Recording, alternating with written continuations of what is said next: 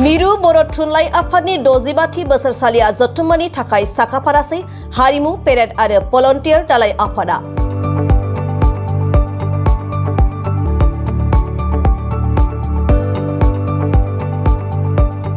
फैगौ 9, 10 आरो 11 जानुवारि खालि खुंफुंजानो गोनां मिरु बर' थुनलाइ आफादनि गासै हाबाफारिफोरा आबुं जाबाय। चिरांनि बिजनी बरलावगाव जारिमिनारि थेंफाख्रि फोथाराव खुंफुंनो लानाय बर' थुनलाइ आफादनि बोसोरसालिया जथुम्मानि थाखाय थियारिसै हारिमु आरो भलन्टियार दालाइ आफादा। बर' थुनलाइ आफादनि 3 साननि हाबाफारियाव गासै मोन7 बाहागोनि मोसानायनि थाखाय तालिम होदों। बेनि गेजेराव बागुरुम्बा मोसानाय, दावस्रि देलाय मोसानाय, बारदै सिख्ला मोसाग्लांनाय, सा गोलाव, ना गुरनाय आरो रोनसोन्द्रि मोसानायनि थाखाय आबुं थियारिसै।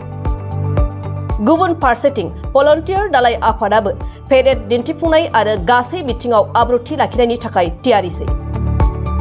बर' थुनलाइ आफादनि 65थि बोसोरसालिया जथुम्मा खुंफुंजानो थांगासिनो दं। दा बेवहाय भलन्टियार साब कमिटि हिसाबै जोङो मोननै बाहागो थायो भलन्टियार साब कमिटिनि सिङाव हाबाफारि हिसाबै। दा बेवहाय जोंहा स्पेशल भलन्टियार थामहिनबा पेरेड गेलेनाय आरो गुबुन मोनसे जेनेरेल भलन्टियार। दा बेवहाय भलन्टियार साब कमिटि हिसाबै जोङो गासै 180 हौवासा हिन्जावसा जयै पेरेड जे प्रिपारेसन बा साखाफारा बियो दिनै 99 जौखोन्दो महर मोनफैबाय।